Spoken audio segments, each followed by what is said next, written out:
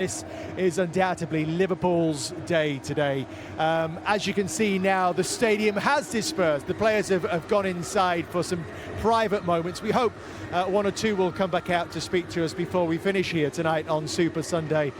It's been great so far, Daniel, but I just want to take you back to the summer, really. And Arne Slot coming in here, he inherited a very talented group. It had gone close last season, but with three major players entering the last year of their contract and with no major signings either. Do you think that was possible to do what they've done? I don't think anyone would say, if they're being transparent, that they thought this would be possible.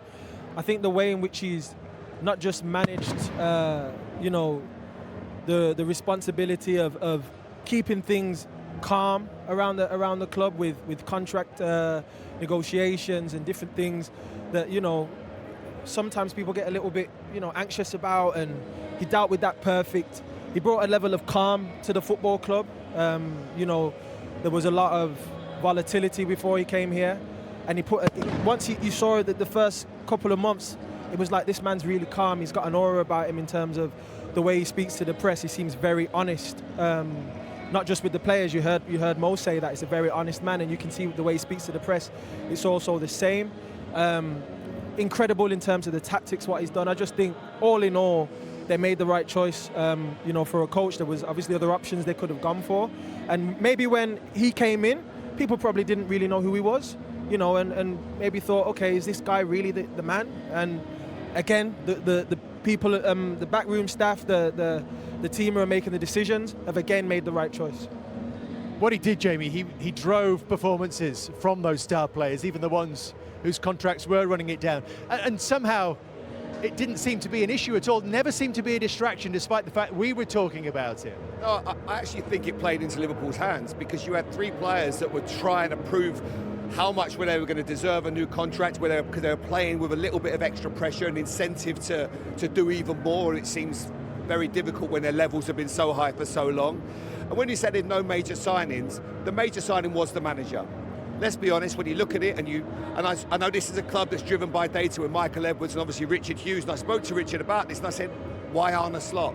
He said, because everything pointed towards a man that can handle that big club mentality, where a crowd, there's a passion about it. You have to not just manage the team, you have to manage the expectations, you have to be calm about managing this club.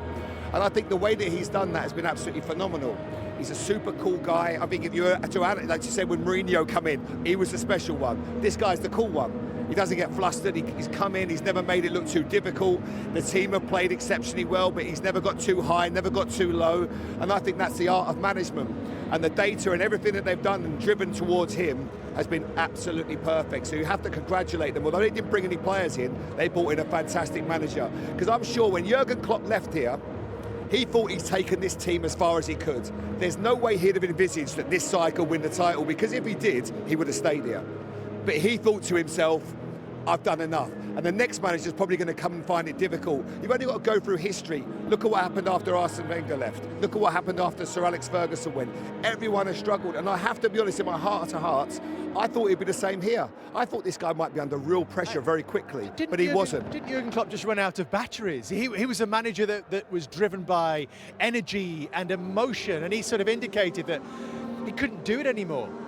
Look, I don't know the ins and outs of it, but that's just my feelings, that because he'd done it so well, but if he felt there was one more title in this team, my personal opinion is he probably would have done another year.